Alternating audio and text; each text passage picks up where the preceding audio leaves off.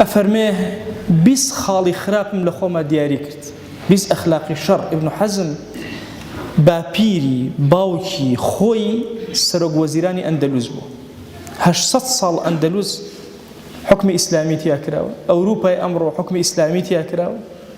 ئیسپانیای ئەمڕۆ حکمی ئیسلامی تیا کراوە ئەم پیاوە سەرۆک وەزیرانێتی ئەفەرمێ خۆم تەفتیش کرێ کە لە زانا زۆر گەورەکان کە لە مەزهەبێکی سربەخۆی هەیە مەزهەبی زاهریەکان ئەفەرمێ 20 خەسڵەتی ناشرین لە خۆما بینی ئەمانەم دیاری کرد چۆن چارەسەری کرد ئەڵێ زۆر شتم تاقی کردەوە زۆر ڕێگەم تاقی کردەوە ڕێگایەکیان هەبوو لە هەمویان باشتر دیارە بەنسبەت ابن حەزمەوە ڕەحمەتی خوای لێ ئەڵێ هەر یەکێک لەو ئەخلاقانە ئەهاتم هەموو ڕۆژێ وتەی پێغەمبەران عەلەیهیم السەڵات وەسەلام پیاو چاکان و گەورانی ئەم ئوممەتەم ئەخوێندەوە لەسەر ئەو ئەخلاقە ناشرینانە هەموو ڕۆژێ حتا خوای گەورە هیدایەتی دان ئەفەرمێ بۆیە هەوڵ بدە لەگەڵ ئەو پیاوانە بژی لەگەڵ ئەوانە بژی ژیان بکە کە ئەم ئەخلاقە ناشنایی تۆیان تیانە تۆ ژووردە وەردە ئەخلاقی ئەوان ئەگری و خوای گەورە دەروی خێری لێ ئەکات